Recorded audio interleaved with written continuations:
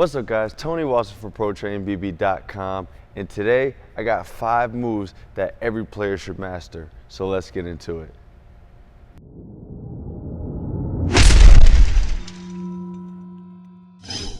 Alright guys, so before we get into this video, I want to make sure that all you guys have our 2 free workouts that we're giving out to every single basketball player in the world.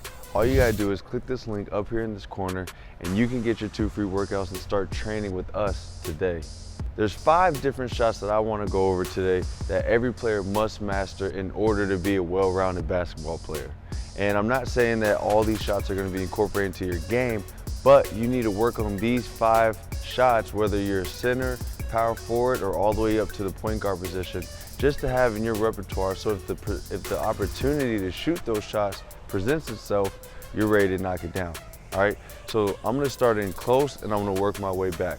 So the first shot is the most basic one, and it's a layup. All right, so left hand, right hand layup.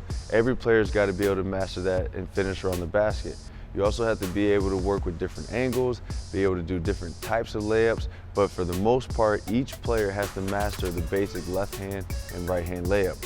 When you're going up with your right hand, jumping off of that left foot, extending that right hand high and finishing with the layup.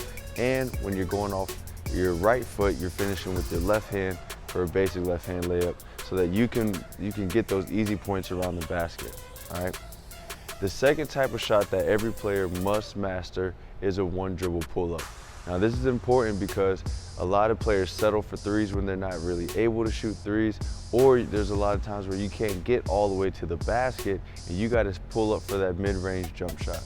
So you got to be able to maybe give a good pump fake, maybe a good jab step, get into one hard dribble and pull up right on the defense. Now where exactly on the court you need to master that one dribble pull up, it depends on your team structure, your team style, and where those opportunities present itself most of the time in the game. So for my guards, like my 2s and my 3s, most of the time those one dribble pull-ups are going to come around the wing area or in the corner.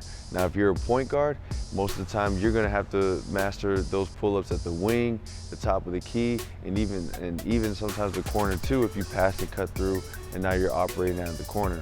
Now if you're a 4-man or a 5-man, now your one dribble pull-ups might come when you're in the mid post, or it might happen when you're at the top of the key and you come for a pick and pop, you shot fake, get into a one dribble around the free throw lane, but it all depends on your team structure and, like I said, their style of play. All right, the third shot is a free throw. All right guys, you got to be able to knock down free throws when the game's on the line. They win games. They also lose games too if you can't knock down your free throws. All right, it's an easy shot, 15-footer. There's no defense. Take your time, knock them down. You just got to get in the gym and practice them. If you're not that good of a free throw shooter, it'll come with time. As long as you get a routine in your workouts where in your workout you say 30 makes. Sometimes I like to do in a row. So for instance, just say you got to make 10 free throws in a row before you can leave the gym. Those are good ways to improve your free throws, to work on your mental toughness, to stay locked in and be able to knock those down in the game. All right. The fourth shot that every player must master is one space creating move. All right. In today's game, there's a shot clock in the NBA, college, and high school, and pretty sure there might be some shot clocks in modified or middle school basketball. But anyways, you got to be able to create your own shot in today's game.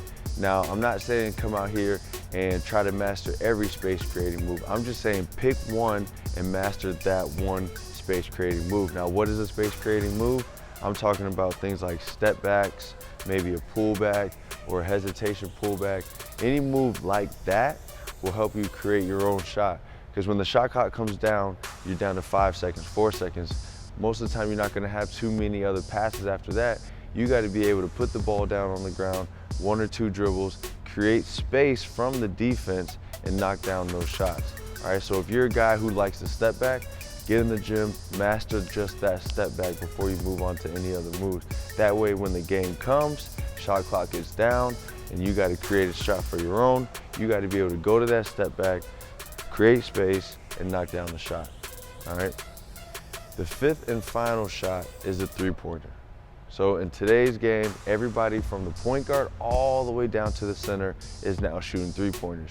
For my 4 and 5s, they're shooting pick and pops. They're even coming down in transition or the secondary break, and when their players are sagging off in the paint, they stop right in the top of the key and knock down threes.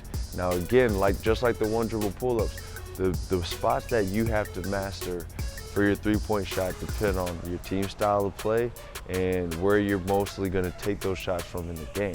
Now in general speaking, it's just like the pull-ups. If you're a 2 or 3, most of your three-point shots are either going to come from the wing areas or the corners, and those are the shots that you got to master. Get in the gym, get a rebounder, and just get up shots. Get up game reps, going game speed in the game spots, all right?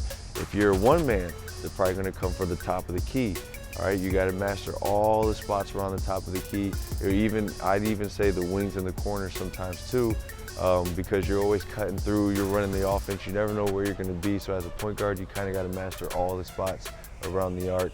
And for my post players who are now shooting threes, you got to definitely master the top of that key / like the elbow three-pointer, where you get up a lot of shots from there as well. But those are the 5 spots that you got to work on.